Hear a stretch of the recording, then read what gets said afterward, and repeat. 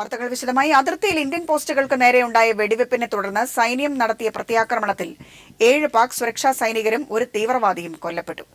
ജമ്മുവിലെ ഹിരാനഗർ മേഖലയിലെ പോസ്റ്റുകൾക്ക് നേരെയാണ് പാക് സൈനികർ വെടിയുതിർത്തത്. ഇതേ തുടർന്നാണ് സൈന്യം തിരിച്ചടിച്ചത്. ഒരു BSF ജവാനും പാക് സൈന്യത്തിന്റെ വെടിവെപ്പിൽ പരിക്കേറ്റിട്ടുണ്ട്. ഇയാളുടെ നില ഗുരുതരമാണെന്ന് BSF അറിയിച്ചു. കണ്ണൂർ ഇരിണാവിലെ ക്ഷേത്രത്തിന് 50 കോടിയുടെ തേക്ക് മരങ്ങൾ സൗജന്യമായി നൽകണമെന്നാവശ്യപ്പെട്ടുവെന്ന വാർത്ത അടിസ്ഥാനരഹിതമാണെന്ന് EP ജയരാജന്റെ വിശദീകരണം. ക്ഷേത്ര ഭാരവാഹികൾ തനിക്ക് തന്ന നിവേദനം വനം മന്ത്രിക്ക് അയച്ചു കൊടുക്കുക മാത്രമാണ് ചെയ്തത്. മലബാർ ദേവസ്വം ബോർഡിന് കീഴിലെ ഇരണിക്കാവ് ചുഴലി ഭഗവതി ക്ഷേത്രം എങ്ങനെ തന്റെ കുടുംബക്ഷേത്രമാകുമെന്നും EP ജയരാജൻ മാധ്യമങ്ങളോട് ചോദിച്ചു.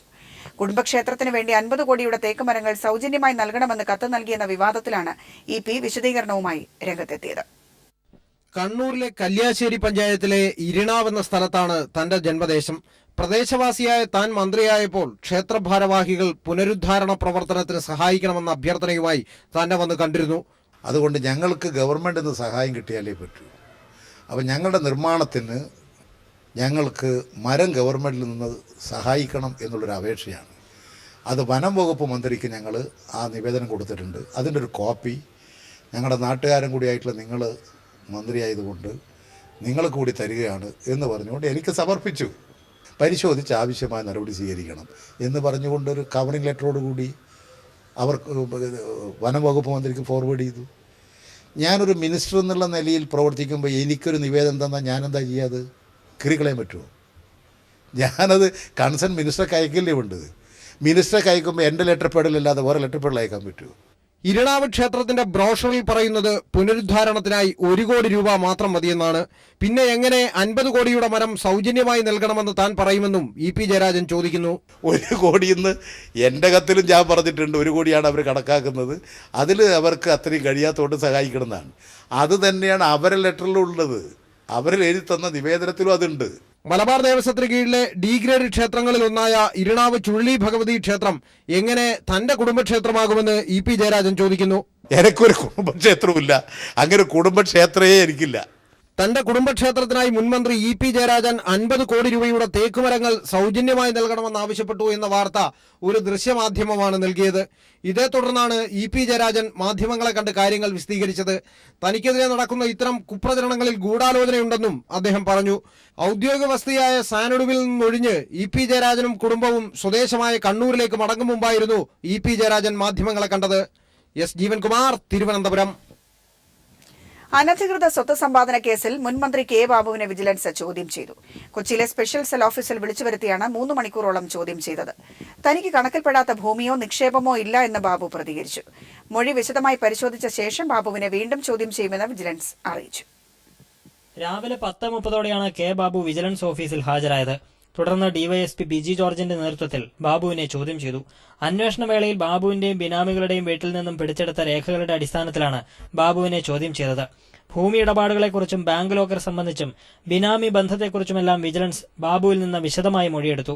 FIRൽ പറയുന്ന കാര്യങ്ങളെല്ലാം ബാബു വിജിലൻസിനോട് നിഷേധിച്ചതായാണ് വിവരം.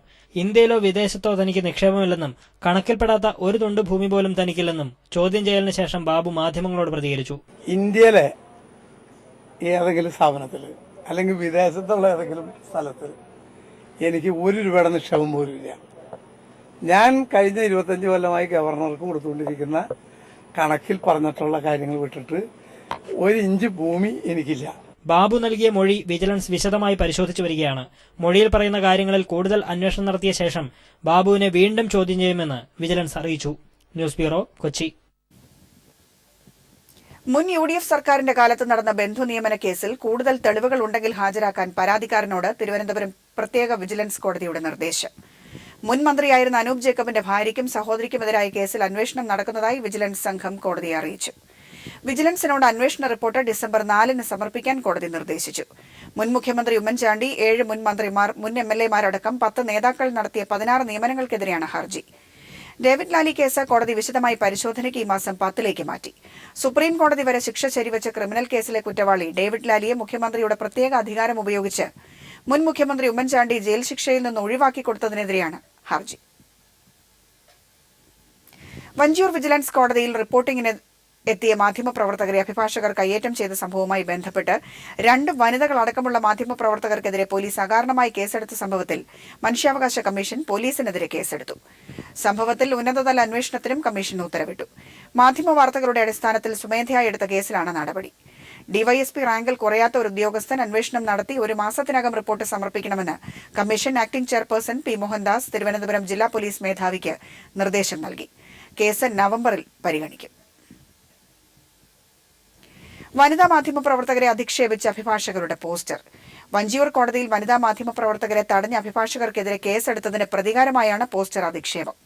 വഞ്ചിയൂർ കോടതി പരിസരത്തും വിവിധ മാധ്യമ സ്ഥാപനങ്ങളുടെ പരിസരത്തുമാണ് പോസ്റ്റർ പതിച്ചിരിക്കുന്നത്.